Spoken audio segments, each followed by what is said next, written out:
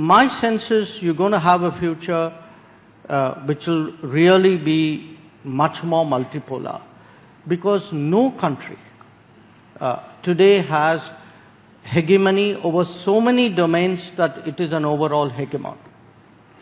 So there is a it's not just a distribution of GDP and capabilities. I think in different domains, different parts of the world will be more contributive or will have more capabilities. So the power in its different dimensions is spread out much more. Well, let me also go with the threes, and I'll go exactly the way President Stubb said: the past, the present, and the future. So, order to disorder. So let's be honest. Whose order was it? Okay. This was the order by the West, for the West, from the West. Now, it doesn't mean that others didn't use it. Smart people did, smart countries did. But when we look back at these 70 years, I think the expectation that we can freeze a 1945 or a 1989 forever was a very unrealistic one. In fact, look back at these 70 years. Okay. These 70 years we debate, how did we do, why didn't it last? 70 years is 1% of Indian history. Why would 1% of Indian history bother you? Last? No, it bothers me. But why would it last? Life moves on. So, somewhere I think this attachment to the past did not take into account the forces that were propelling the change. So, then we come to the present. The 2-3 points I really liked about the book. One, of course, the fact that it was a triangulation, because much of the debate today is global West, the fight within the West, to some extent a binary of West and East. So I really appreciate that you brought in the South, because conceptually the South matters more and more. Also, I think one important variable which often gets left out, which is demographics. That, if there are going to be two big changes in this decade, one will be technology, but the other will be demography. And, I think President has kind of brought that into the metrics. Regarding the future,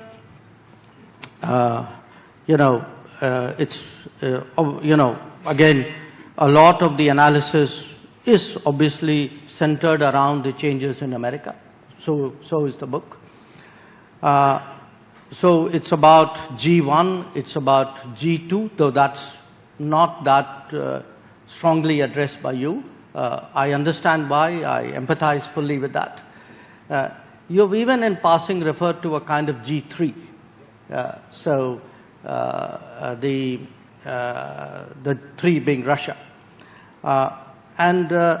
My sense is you're going to have a future which will really be much more multipolar, because no country today has hegemony over so many domains that it is an overall hegemon. So it's not just a distribution of GDP and capabilities. I think in different domains, different parts of the world will be more contributive or will have more capabilities. So the power in its different dimensions is spread out much more. So to that extent, your point that, we can't really use completely the tools and experiences of the past to project ahead. So, President, you have some feedback from three of them. I just had one brief comment, which is to pick up, Samir, on your point. Multipolarity is here to stay. Okay. What we will have, which we are already seeing, is to some extent some of the bigger countries will make temporary compacts on limited issues. You know, I'm not saying they are insincere about it, maybe they are, but structurally there's not going to be some big deal between powers and the rest of the world has to put up with it. That era is over. So the one thought I would suggest is, if multipolarity is there to stay, the issue is not that it's against multilateralism. You can have multipolarity with multilateralism and multipolarity without multilateralism, or how much multilateralism. So the success of multilateralism should not depend on the weakening of multipolarity, because the weakening of multipolarity is not going to happen. So I would sort of just urge you to reflect on that. Quick response. Countries who had been colonized, but it's not so much a definition.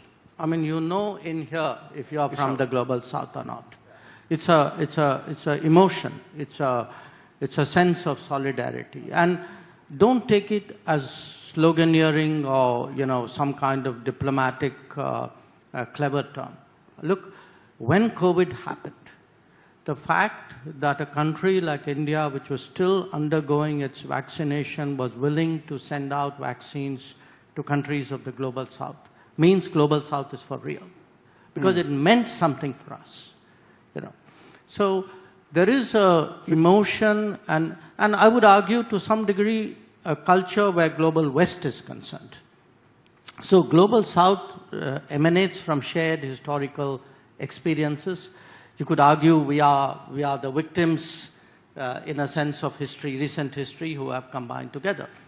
I think global west was probably a more unified term, very cultural, very political, very strategic, till recently.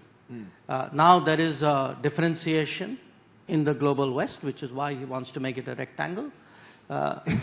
So the fact that it's still there, I would argue, but less cohesive, less tight than before. I have actually a question on the global east, because I don't think that kind of solidarity or that kind of cohesion really exists where Eastern hemisphere. So, yeah. Well, there's no Eastern hemisphere in, you know, I mean, this is meant... unless you're reading Kishore's book.